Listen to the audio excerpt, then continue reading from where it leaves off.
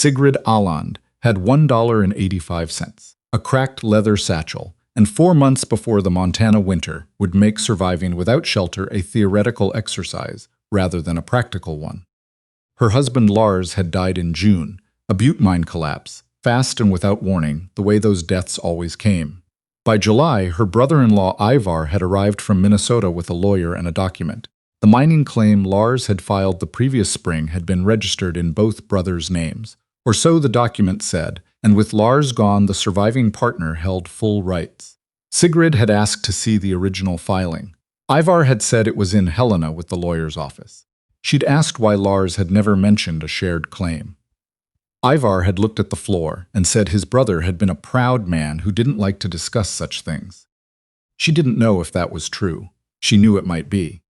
By September, she was in a rented room in Stone Creek with $11 and no prospects. The seamstress on Calvert Street had no work. The boarding house cook had no work. She'd gotten sick in late August. Nothing fatal, just enough to take 2 weeks and most of her money. And by the time she was back on her feet, the autumn had tilted sharp and cold, and the $11 had become $1.85.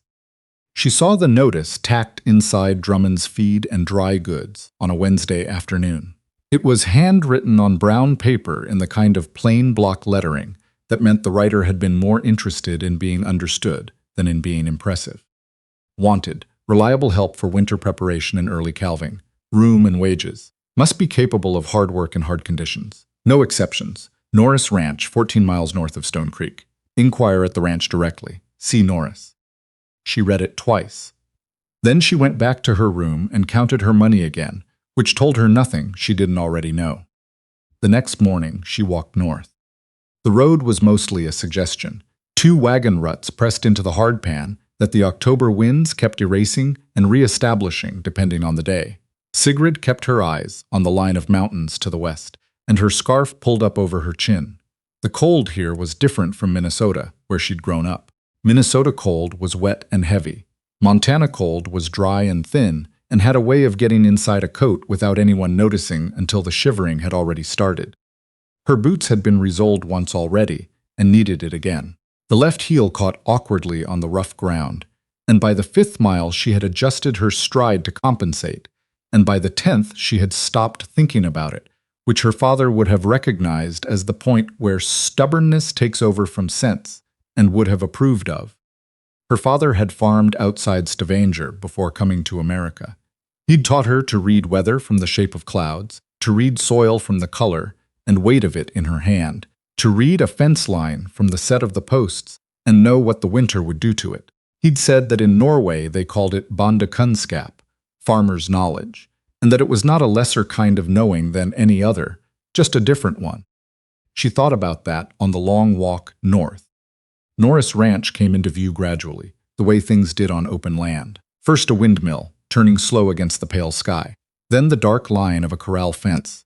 Then a barn, large, weathered gray, with one section of roof showing new shingles against the older ones, the repair recent enough that the pale wood still stood out. Then the house, 2 stories, unpainted, the kind of structure that had been added to over the years rather than planned all at once. A man was working at the corral gate when she came through the main entrance. He heard her footsteps on the frozen ground and straightened up. Cade Norris was somewhere past 40. She could tell by the way he held himself, the kind of patience that wasn't natural, but had been acquired through enough years of things going wrong and having to wait them out. He was lean in the way of men who didn't stop moving long enough to be otherwise. And he had a face that gave nothing away easily. He looked at her with an expression she'd seen before, the quick internal recalculation of a person who had been expecting something different. "I'm here about the notice," Sigrid said. "The position." He looked at her satchel.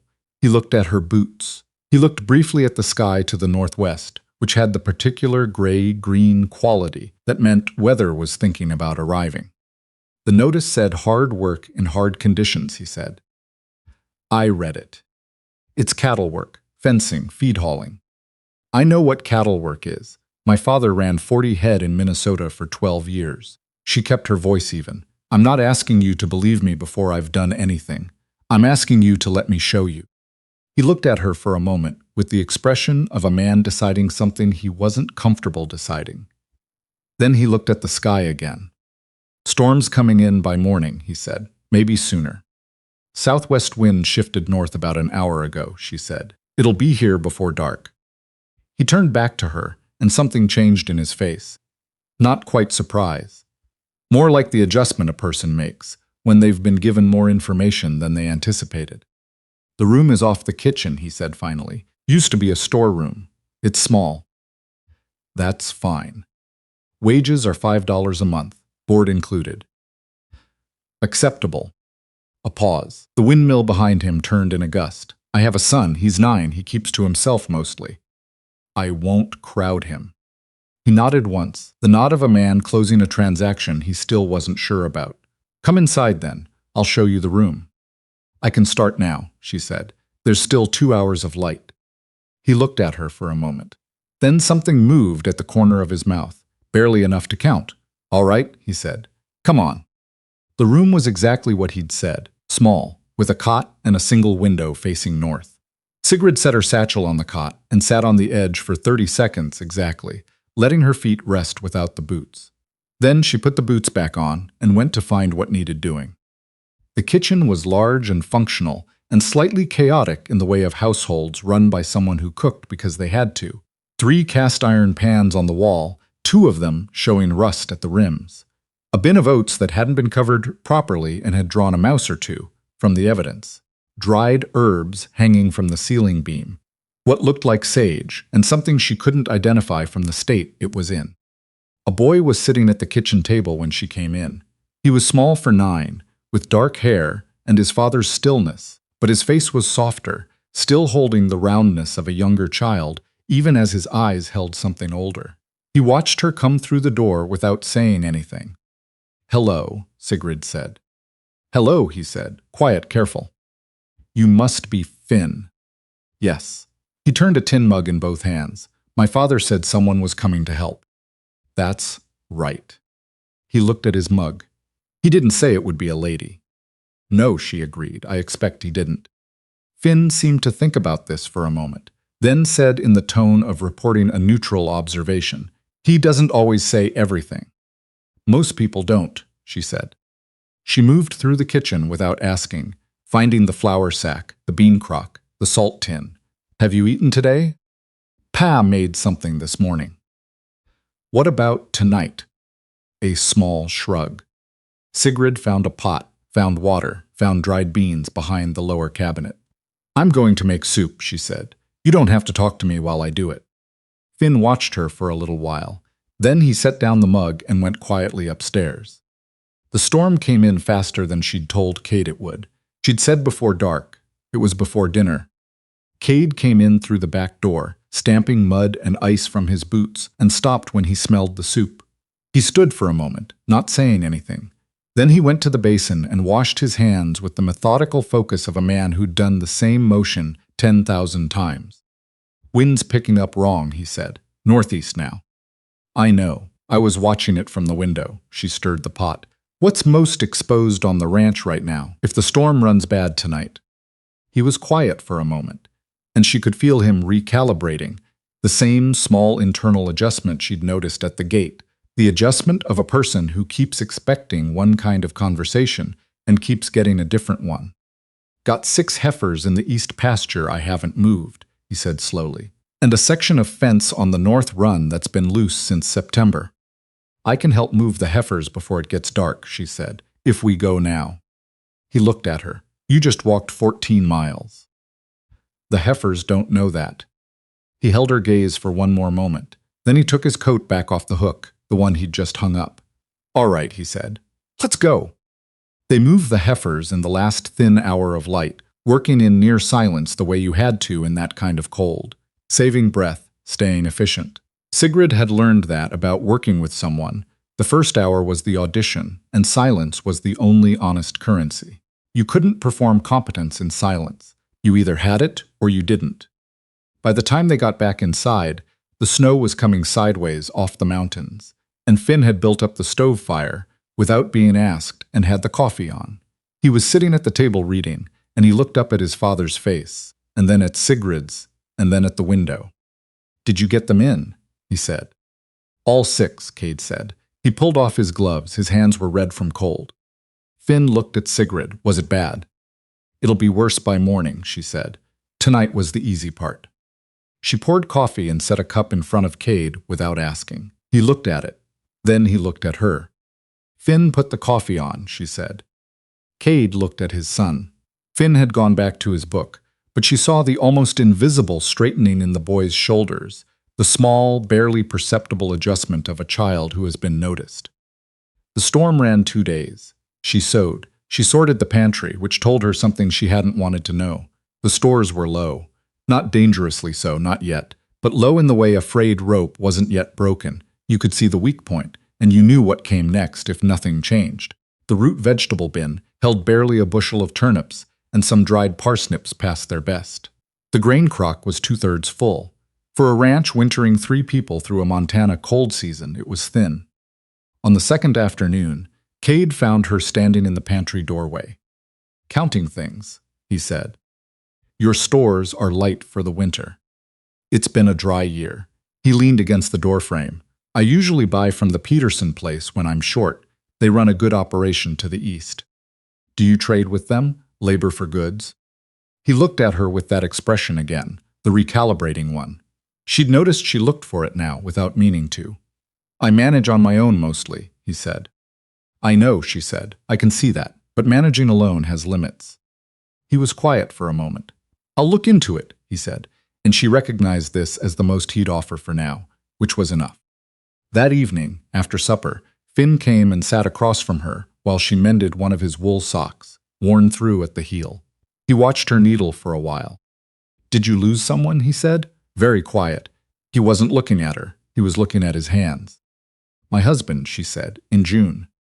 He nodded slowly, the way children do when they're processing something and trying not to look like they are. "My mother died 2 years ago," he said, "in March." "I know," she said, though she hadn't been told, only guessed it from the particular shape of absence the house carried in certain rooms. He was quiet for a while. "Then does it get less?" She thought about how to answer truly.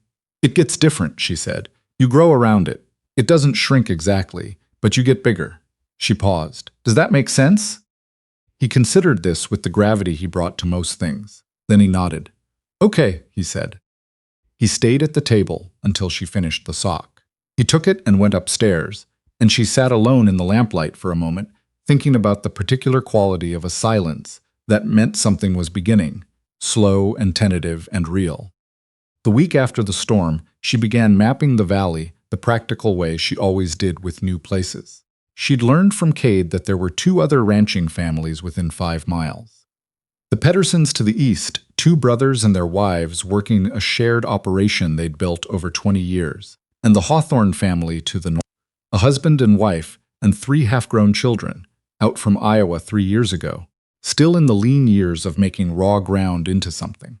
She'd also learned, from Finn, who absorbed information from his father the way careful children do when they are very quiet in rooms where adults talk, that 2 men from Helena had been out to the ranch in September. They'd made an offer to buy part of the property. Cade had said no. They'd said they'd be back. She filed this away and said nothing about it yet. Gustav Pedersen turned out to be a careful, practical Swede who had been in Montana for 20 years and had opinions about everything and the experience to back them. When she rode out to the Pedersen place on a gray November morning and explained what she had in mind, a labor exchange among the 3 properties, each contributing what they had most of, he listened without interrupting and then said, "The Hawthorns won't like it. Dale Hawthorne is proud about asking." "I'm not going to ask him," she said. "I'm going to tell him Gustav Pedersen needs his oldest boy for a fence repair and offer to pay in grain." Gustav looked at her for a long moment, then a slow, deliberate smile. "You're a forward woman," he said. "My father was a practical man," she said. By the end of November, the arrangement was in place. She'd traded 2 afternoons of her own labor, helping Mrs. Pedersen with a winter spinning backlog for a 1/4 bushel of turnips and 4 pounds of salt pork. She'd reorganized the Norris barn's south loft, 3 years of accumulated equipment stacked without order, and doubled its dry storage capacity. Cade came up the ladder on the second afternoon of the reorganization and stood at the top, looking at what she'd done. "Some of that's been up here since I bought the place," he said. 8 years. About that. He walked the length of the loft slowly, hands in his coat pockets. "My wife thought I'd lost my mind buying it." He said it easily, without strain, the way you said things you'd made some peace with. She was from Ohio. She thought Montana was the edge of the world. "What was her name?" Sigrid said. "Margaret." A pause. "She got used to it eventually. She was stubborn that way, in a good way." Sigrid turned back to the sorting. "The loft will hold a third more hay now." "I can see that," he said quietly. They worked the rest of the afternoon in the kind of silence that had stopped being the silence of strangers and had become the silence of two people who had each decided the other was trustworthy and didn't need to keep proving it with words. Then January came, and with it the worst of it. The ice storm arrived on a Tuesday without the usual warnings. It started as snow and was ice by mid-morning and was something else entirely by afternoon. A grinding horizontal assault that turned the world down to 30 feet of visibility and made the barn sound like something alive and straining against the pressure. The south section of roof gave in the afternoon. They heard it from inside the house. A crack, then a low groan, then a silence that was worse than either. Cade was out the door before the sound finished. Sigrid followed. The southeast corner of the barn roof had given way, pulling 2 rafters with it and opening a gap about 6 feet across. Snow had come in and was piling on the feed stored below. 2 grain sacks had taken the weight of fallen timber and split open. 3 more were soaked through. She moved before saying anything, dragging the damaged sacks back from the ongoing snowfall, assessing. The split ones were a partial loss. The soaked ones could be dried if they were fast. "Tarp," she said, "and rope." "Loft left side," Cade said. He was already moving. They rigged it together in 20 minutes, her on the ladder, holding one end while he nailed the other to the broken rafter edges. When they came inside, Finn was at the kitchen table with his coat on, clearly having spent the last 20 minutes deciding whether to come out and help. "Is it bad?" he said. Cade pulled off his gloves and went to the stove without answering. Sigrid sat across from Finn. "We lost some feed grain," she said. "Not all of it. We'll know the full count in the morning." Finn looked at his father's back. Then he looked at her. He was 9 years old, and he understood the difference between some and enough, because he'd been listening to adults talk about those 2 words for 2 years. "But you got the tarp up," he said. "We got the tarp up," she said. That night, after Finn was in bed, she sat at the kitchen table with Cade and the feed inventory she'd been keeping in a small notebook. The numbers were not good. The grain loss from the roof damage was manageable on its own. The problem was the context around it. The winter running 6 weeks ahead of normal, the feed burning faster than projected because the cold had come so early and so hard. "February," she said. "We run short in February if nothing changes." Cade had his hands flat on the table. He was quiet for a moment, looking at the numbers without reading them. "There's another option," he said finally. "I've been sitting on it for a week." He said it flat, the way he said things that cost him something. 2 men from Helena, the Creel brothers. They made an offer in September for the North Pasture and the Creekside Strip, those 2 parcels together. He set down the pencil. "I turned them down in September. They've been waiting." She was very still. "Do you know what they want with the creek strip?" "I know what they say." "What do you think they want?" He looked at the lamp. "Copper Creek runs year-round. It's the only reliable water in the upper valley. If they own that strip, they control water access for every ranch north of Stone Creek." A pause. "Including the Pedersons, including Hawthorne." "Then selling to them ends everything we've been building," she said. "I have a son upstairs." His voice was steady, but something underneath it was not.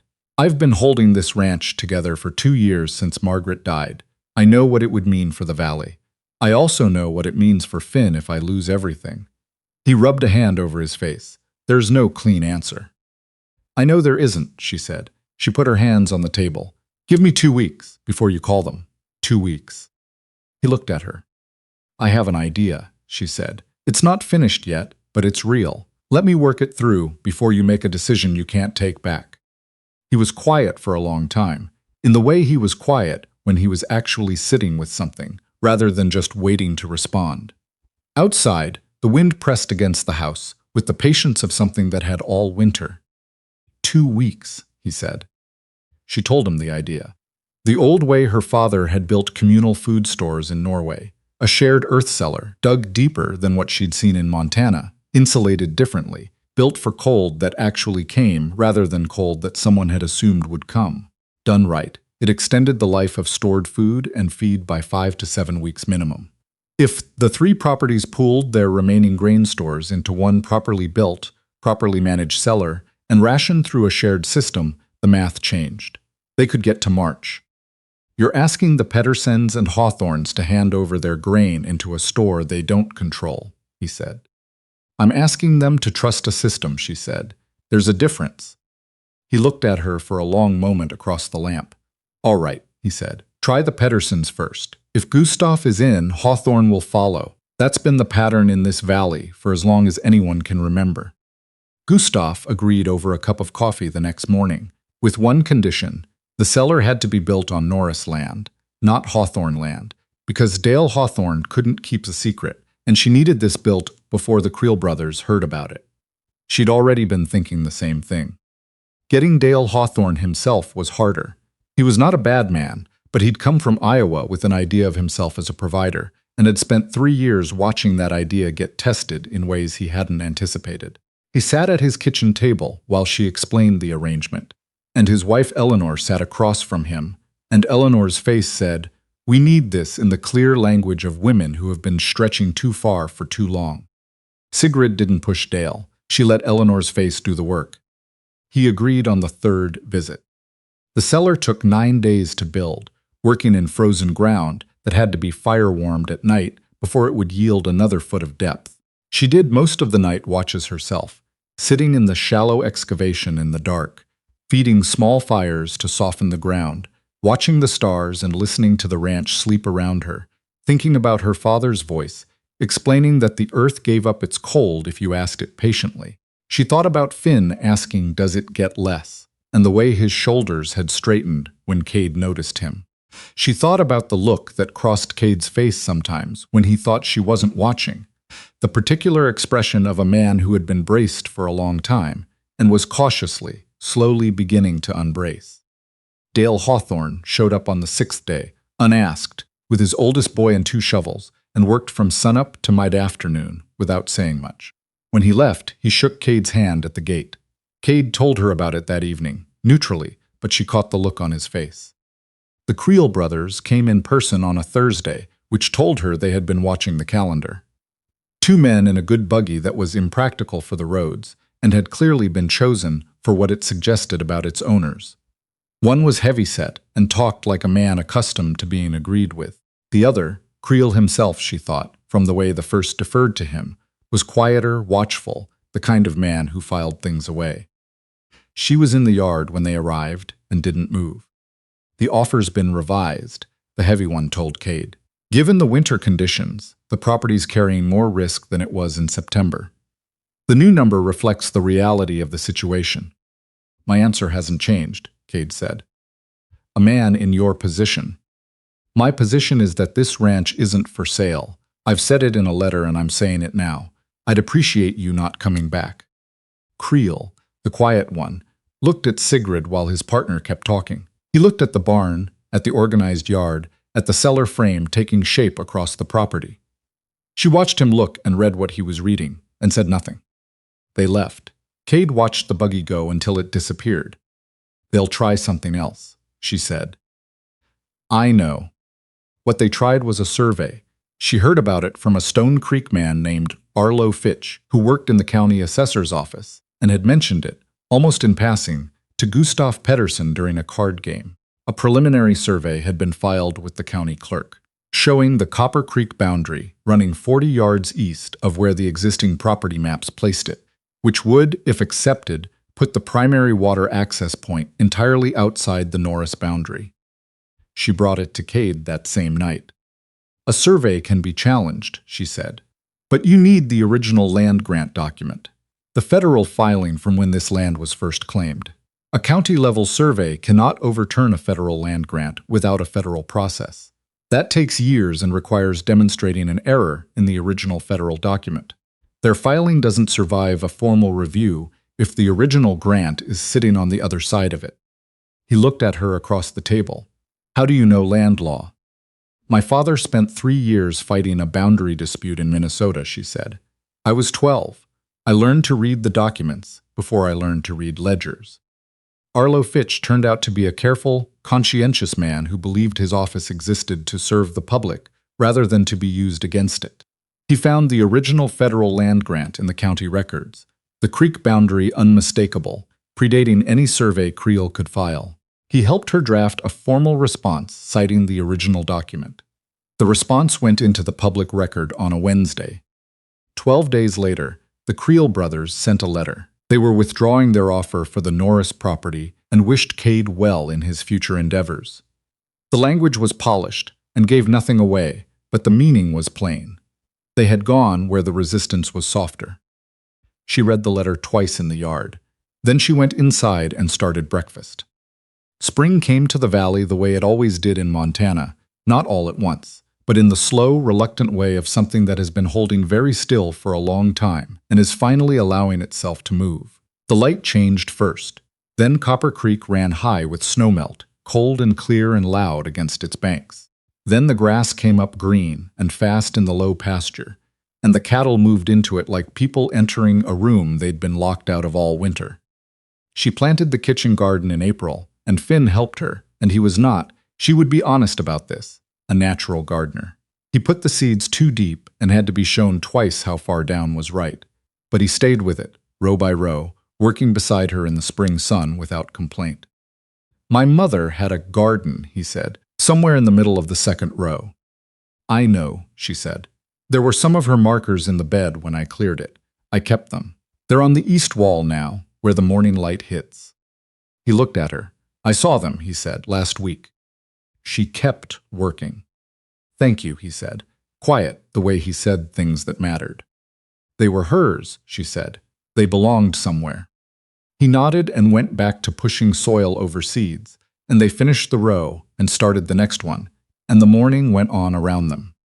The conversation she and Cade still needed to finish had been waiting since January, set aside by urgency and uncertainty, and she would be honest with herself by a kind of mutual convenience, the practical crises of winter making it easier to leave certain things unsaid. It happened on an evening in late April, Finn in bed early, the windows open for the first time since October, the air coming through smelling of green things and cold water and ground that had finally thawed. Cade was at the table with the spring planting ledger, not quite reading it. I've been thinking about what you said, she told him, back in January, about how you'd started thinking of this place. He set the pencil down. He was quiet for a moment in the way that meant he was choosing words rather than avoiding them. I meant it, he said, and I want to say it properly. He looked at the table, then at her. I don't want you to stay because you have nowhere else. I want you to stay because you want to be here. He paused. I want to ask you to stay as my wife, if that's what you want. She thought about the $1.85 in her coat pocket on the morning she'd walked north. She thought about the storeroom with the north window and the cot she'd sat on for exactly 30 seconds before going to find what needed doing. She thought about Finn's shoulders, straightening when someone noticed him. She thought about what it meant to have somewhere to be when you'd had nowhere. Yes, she said, that's what I want. He let out a long, slow breath. He reached across the table and covered her hand with his, and she turned her hand over and held his back, and they stayed that way in the lamplight while the April air moved through the kitchen, and neither of them said anything else because there was nothing else that needed saying. Summer came in warm and long. The cattle put on weight in the good June grass. The kitchen garden grew past what she'd expected, the beans especially, and Finn learned to tell a ripe one from one that needed another week, which she considered a genuine accomplishment. The cellar, improved and given a proper door and a drainage channel, became a permanent fixture of the Norris property, and the arrangement among the 3 ranches settled into something quieter and easier than it had been in the desperate arithmetic of winter. There was a day in July, hot the sky flat and enormous the way Montana sky got in high summer. When she was standing at the garden fence watching Finn chase a hen that had gotten loose from the coop, running with the full body, unguarded laughter of a child who had forgotten, in the pure joy of the chase, to be careful about what he let show. Cade came and stood beside her. "I haven't heard him laugh like that in a long time," he said quietly, almost to himself. She didn't say anything. He was still for a moment. "I almost sent you back," he said, "that first day." "I know," she said. "What made you stay?" She thought about it honestly. "I had nowhere else to go," she said, "and you didn't actually send me away." He made a short sound that was almost a laugh. "That's a low bar." It was, she agreed, but the bar got higher. He looked at Finn in the garden, the boy with feathers in his hair, holding the indignant hen under one arm, calling out that he'd caught her, and she looked at the same thing, and the afternoon held them there, warm and ordinary and entirely without urgency. She thought about what you were actually preserving when you preserved a place. Not the land itself, not the water rights, or the fence lines, or the grain stores, though you fought for those, because without them everything else fell apart. The actual thing was this: the ordinary afternoon, the child's unguarded laugh, the man beside you who had opened something long closed and left it open.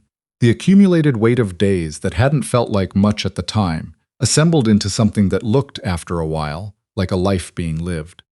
She had walked north with $1.85 and a cracked satchel and no clear future, moving toward the only specific thing available to her, which was work. She had done the work, and the work had given her back something she hadn't known she'd lost when Lars died and Ivar arrived with his lawyer and his carefully averted eyes. Not a home in any particular place, something more durable than that. The knowledge that she could build one. Finn caught the hen. He held it up, still laughing, and looked over at the fence. "Got her," he called. "Put her back before she gets ideas," Sigrid called back.